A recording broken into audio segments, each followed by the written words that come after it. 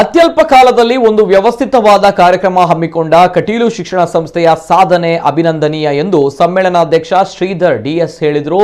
ಅವರು ಕಟೀಲು ದುರ್ಗಾ ಪರಮೇಶ್ವರಿ ದೇವಸ್ಥಾನದ ಶಿಕ್ಷಣ ಸಂಸ್ಥೆಗಳ ಸಹಯೋಗದಿಂದ ಕಾಲೇಜಿನ ಭ್ರಮರ ಇಂಚರ ನುಡಿ ಹಬ್ಬದ ಸಮಾರೋಪ ಸಮಾರಂಭದಲ್ಲಿ ಮಾತನಾಡಿ ಸಮ್ಮೇಳನಕ್ಕೆ ಮೆಚ್ಚುಗೆ ವ್ಯಕ್ತಪಡಿಸಿ ಇಂತಹ ಕಾರ್ಯಕ್ರಮ ಸಂಸ್ಥೆಯಲ್ಲಿ ನಿರಂತರವಾಗಿ ನಡೆಯಲಿ ಎಂದು ಶುಭ ಹಾರೈಸಿದರು. ಕಟೀಲು ವಿದ್ಯಾಲಯದ ಹಿರಿಯ ವಿದ್ಯಾರ್ಥಿ ವೈದ್ಯಕೀಯ ತುಳು ಕನ್ನಡ ಸಾಹಿತ್ಯ ಕ್ಷೇತ್ರದಲ್ಲಿ ಯಕ್ಷಗಾನದಲ್ಲಿ ಸಾಧನೆ ಮಾಡಿರುವ ಡಾಕ್ಟರ್ ಭಾಸ್ಕರ್ ನಂದ ಕುಮಾರ್, ಹಿರಿಯ ವಿದ್ಯಾರ್ಥಿಗಳಾದ ಅದಾನಿ ಸಂಸ್ಥೆಯ ಕಿಶೋರ್ ಆಳ್ವ, ಬೆಂಗಳೂರು ಸಿಎಪಿಎಸ್ ನಿರ್ದೇಶಕ ಸಿಎ ಚಂದ್ರಶೇಖರ ಶೆಟ್ಟರನ್ನ ಗಣ್ಯರ ಉಪಸ್ಥಿತಿಯಲ್ಲಿ ಗೌರವಿಸಲಾಯಿತು. ಕಟೀಲು ದೇವಸ್ಥಾನದ ಅರ್ಚಕರಾದ ಲಕ್ಷ್ಮೀನಾರಾಯಣ ಅಸ್ರಣ್ಣ, ಅನಂತ ಪದ್ಮನಾಭ ಅಸ್ರಣ್ಣ, ಹರಿನಾರಾಯಣದಾಸ ಅಸ್ರಣ್ಣ ಶುಭ ಹಾರೈಸಿದರು. ದೇವಸ್ಥಾನ ಆಡಳಿತ ಮಂಡಳಿ ಸನತ್ ಕುಮಾರ್ ಶೆಟ್ಟಿ ಕೊಡೆತ್ತೂರು ಗುತ್ತು, ಹರಿಕೃಷ್ಣ ಪುನರೂರು ಸೇರಿದಂತೆ ಮತ್ತಿತರ ಗಣ್ಯರು ಉಪಸ್ಥಿತರಿದ್ದರು.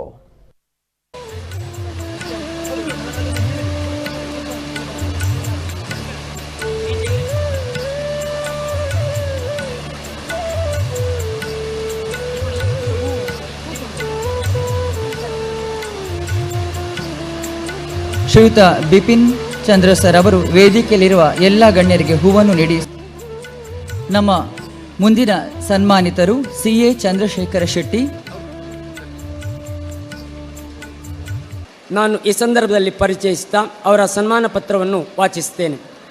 ಕಟೀಲು ಶ್ರೀ ದುರ್ಗಾಪರಮೇಶ್ವರಿ ದೇವಳ ಶಿಕ್ಷಣ ಸಮೂಹ ಸಂಸ್ಥೆಗಳ ಸಂಯೋಜನೆಯಲ್ಲಿ ಭ್ರಮರ ಇಂಚರ ನುಡಿ ಹಬ್ಬ ತುಳು ಉಚ್ಚಯೋ ಭ್ರಮರ ಇಂಚರದ ಈ ಸಂಭ್ರಮಕ್ಕೆ ಜೀವ ಭಾವ ತುಂಬಿ 2 ದಿನಗಳಿಂದ ನಮ್ಮೊಡನಾಟದಲ್ಲಿದ್ದು ತಮ್ಮ ಸರಳ ಸಹೃದಯ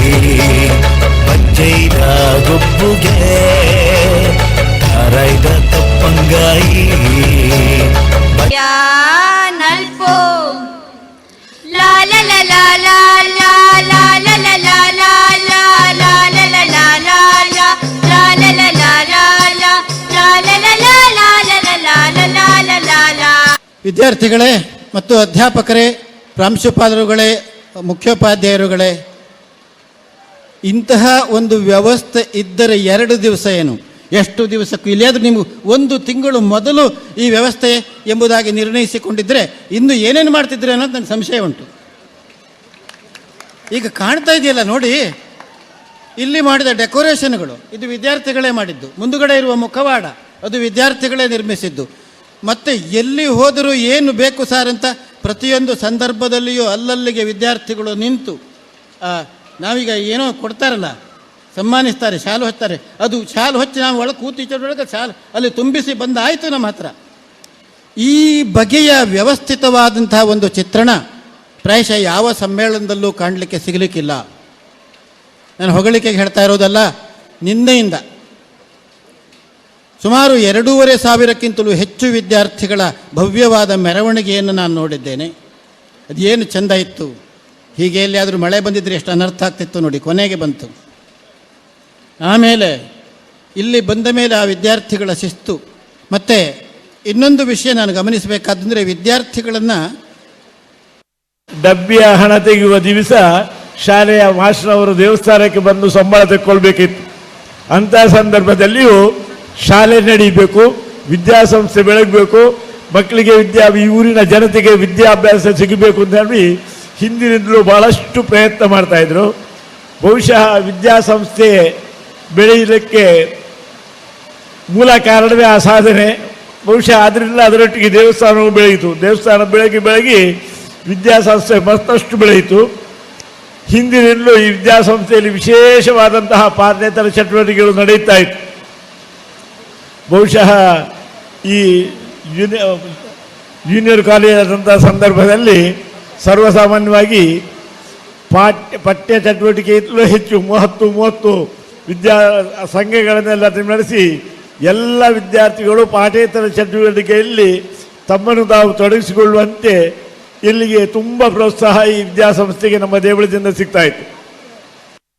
ಶಬ್ದದಲ್ಲಿ ನಮಗೆ ಈ ಶಾಲೆಗಳ ನೆನಪಾದರೆ ಪೇಜಾರ ಶ್ರೀಗಳು ಹೇಳಿದರು, ಕಟೀಲಮ್ಮನಿಗೆ ಆಟ ಪಾಠ ಊಟ ಈ 3 ಇಷ್ಟ ಅಂತ.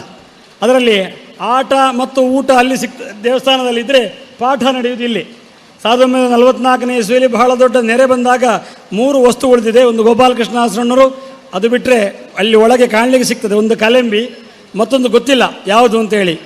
ದೇವರ ಪೆಟ್ಟಿಗೆ ದೇವರಿದ್ದಾರೆ, ಪೆಟ್ಟಿಗೆಯಲ್ಲಿದ್ದಾರೆ ಗೊತ್ತಿಲ್ಲ. ಈ 3 ಬಿಟ್ಟರೆ ಬೇರೆ ಯಾವುದು ಉಳಿಲಿಲ್ಲ ಅಂತ. ಉಳಿದವರನ್ನೆಲ್ಲ ಉಳಿಸಿದ್ದು ನಮ್ಮ ಪ್ರಾಥಮಿಕ ಶಾಲೆ. ಅಲ್ಲಿ ಇದ್ದುಕೊಂಡು ಅಲ್ಲಿಂದ ಹಗ್ಗ ದೇವಸ್ಥಾನಕ್ಕೆ ನೆರೆ ಏರುವಾಗಲೇ ಕಟ್ಟಿ ಎಲ್ಲ ವಸ್ತುಗಳನ್ನು ಎಲ್ಲ ಜನರನ್ನು ಈಚೆ ಸಾಗಿಸಿದ್ದು. ಹಾಗಾಗಿ ಉಳಿಸಲಿಕ್ಕೆ ಸಿಕ್ಕಿದ್ದು ಪಾಠದ ಜಾಗ. ಆದ್ದರಿಂದ ಅಂತಹ ಪಾಠದ ಈ ಜಾಗದಲ್ಲಿ ಸಿದ್ಧರಾದವರು ಅದೆಷ್ಟು ಜನ. ಡಾಕ್ಟರ್ KN ಉಡುಪ, ನಮ್ಮ ಬೋನಾಬರ ಉಡುಪರ ದೊಡ್ಡಪ್ಪ, ಅವರಿಗೆ ಪದ್ಮಶ್ರೀ ಪ್ರಶಸ್ತಿ ಸಿಕ್ಕಿದವರು ನಮ್ಮ ಶಾಲೆಯ ಹಳೆ ವಿದ್ಯಾರ್ಥಿ.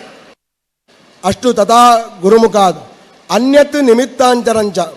ಮತ್ತು ನಾವು ಶಾಸ್ತ್ರದಿಂದ ತಿಳ್ಕೊಂಡ್ರೆ, ಒಂದು ಸಬ್ಜೆಕ್ಟಿಂದ ತಿಳ್ಕೊಂಡ್ರೆ ಮತ್ತೊಂದು ಗುರುಗಳಿಂದ ತಿಳ್ಕೊಳ್ಳೋದು.